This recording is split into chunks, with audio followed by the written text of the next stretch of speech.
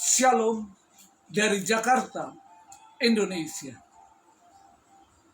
Selamat berjumpa kembali dengan Berti Wawuruntu dalam khotbah singkat melalui YouTube dan media sosial lainnya. Bulan Februari pada minggu ke-10 tahun 2022.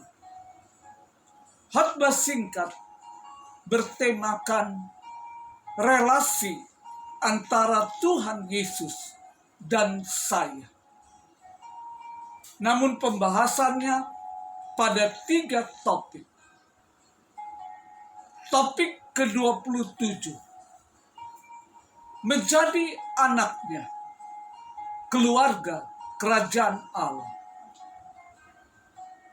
Topik ke-28, menjadi hambanya, rekan kerja atau mitra kerja Allah.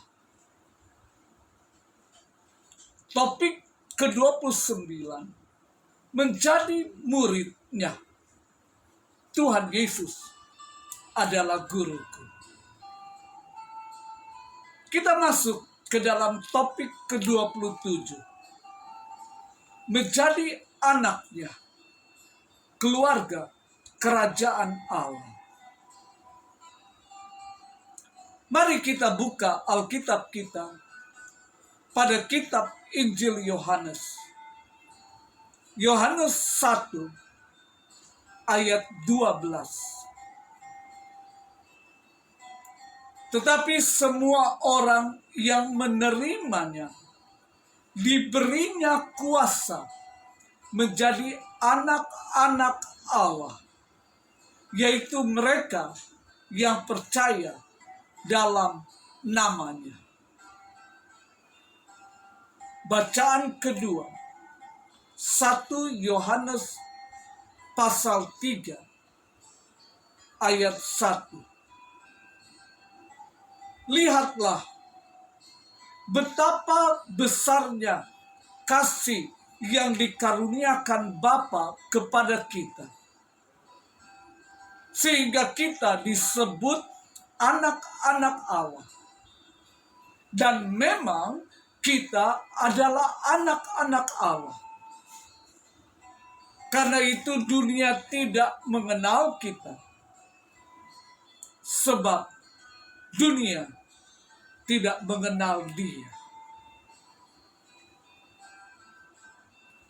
Hanya ada satu cara untuk masuk ke dalam keluarga kerajaan Allah. Dan itu adalah dengan dilahirkan ke dalam keluarga tersebut. Jalan masuk ke dalam keluarga duniawi adalah melalui kelahiran fisik. Dan jalan masuk ke dalam keluarga surgawi adalah melalui mujizat kelahiran rohani. Kelahiran kedua, kelahiran dari atas, dari Tuhan Yesus Kristus.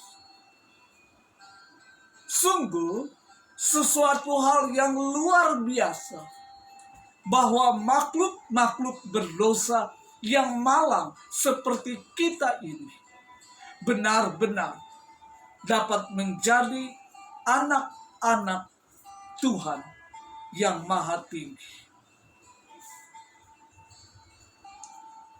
Sebagaimana dikatakan dalam Yohanes 1 ayat 12, ada 2 kata kunci, yaitu menerima Tuhan Yesus. Yang kedua, percaya dalam namanya. Apa artinya percaya dalam namanya? Namanya berarti pribadinya dan pekerjaannya dari Tuhan Yesus Kristus. Dalam Matius 1 ayat 21 dan Ibrani 7 ayat 25 kita diberitahu bahwa pertama dan terutama adalah Dia, Juru Selamat semua orang yang percaya kepadanya, yang sekarang menjadi miliknya. Percaya dalam namanya berarti percaya bahwa Dia adalah semua yang Dia klaim, Juru Selamat dan Tuhan bagi umatnya. Tetapi kita tidak hanya harus percaya dalam namanya untuk menjadi anak-anak Tuhan, namun kita juga harus menerima Tuhan Yesus ke dalam hati kita dan hidup kita. Apa artinya? Artinya menerima Dia, menyambut Dia, seperti yang dikatakan di dalam Wahyu pasal 3 ayat 20. Bagaimana seseorang menjadi anak Tuhan? Dengan percaya bahwa Tuhan Yesus Kristus mampu dan mau menyelamatkan kita. Dan dengan kita menerima Dia, Juru Selamat itu, ke dalam hati dan kehidupan pribadi kita. Ketika seseorang percaya dan menerima dengan cara ini, Tuhan akan menjadikan dia sebagai anaknya sendiri dan sekaligus sebagai anggota dalam keluarga besar kerajaan Allah. Tahukah Anda bahwa sebagai salah satu anak Tuhan adalah juga bagian dari keluarga kerajaan Allah? Seluruh anak Tuhan terhubung langsung dengan Tuhan Yesus sebagai Raja yang hidup.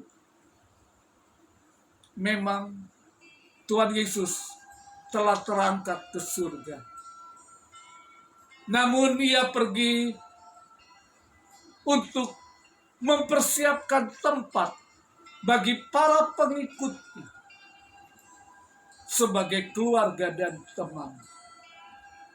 Dan Dia memberikan penolong, Roh Kudus, selama Tuhan mempersiapkan tempat bagi kita.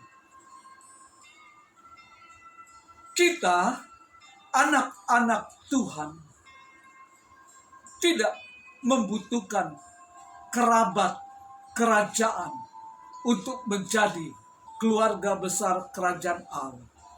Karena kita sudah terhubung dengan Tuhan Yesus sebagai kepala keluarga kerajaan Allah. Sehingga ketika saya mati, saya akan tinggal di kota surgawi, di mana Bapa Tuhan Yesus berada. Bahkan Dia menjanjikan buat orang yang percaya satu mahkota kehidupan jika kita hidup bersama Dia sampai akhir hidup kita. Saya akan mengatakan tidak ada rahasia tentang garis keturunan saya yang perlu dipercaya, yang perlu dipecahkan. Roma pasal 8 ayat 14 sampai 18. Silakan baca. Dan saya langsung baca kepada ayat ke-15. Dikatakan, kamu akan menerima roh keputraan, dan olehnya kita berseru, Abba, Bapa. Terlepas dari ketidakpercayaan dan kemurtatan Israel. Tuhan tidak pernah meninggalkan umat-Nya. Janji kepada bangsa Yahudi sama relevannya dengan janji yang diberikan kepada umat percaya di gereja, zaman gereja saat ini. Karena kita telah diciptakan, baca, diadopsi oleh Tuhan. Kita adalah ciptaan baru di dalam Kristus, anak-anak Allah, anggota tubuh Kristus, dan keluarga kerajaan Allah. Bahkan kita menjadi duta surga di bumi ini.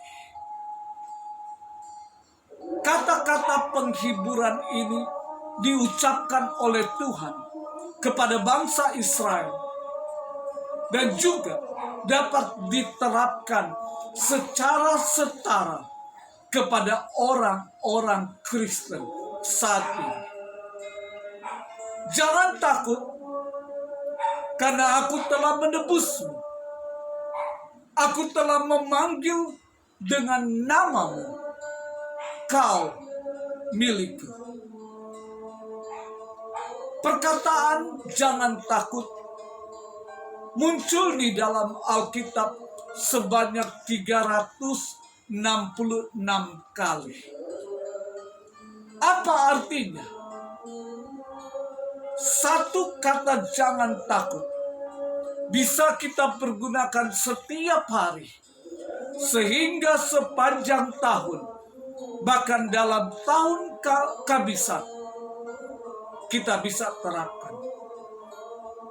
Namun jika ingin kita lakukan berulang kali, tidak masalah. Sebagai kesimpulannya, kita tidak perlu takut, karena meskipun kita mati di dalam dosa-dosa kita dan terpisah selamanya dari Tuhan, namun Dia telah menebus kita dengan darah Yesus Kristus yang berharga di atas bukit Kalvari. Kita telah dibeli dengan suatu harga, dan harga penebusan yang diperlukan untuk jiwa kita adalah kehidupan Kristus yang sudah dicurahkan sampai di atas Kalvari, dan harganya telah dibayar lunas.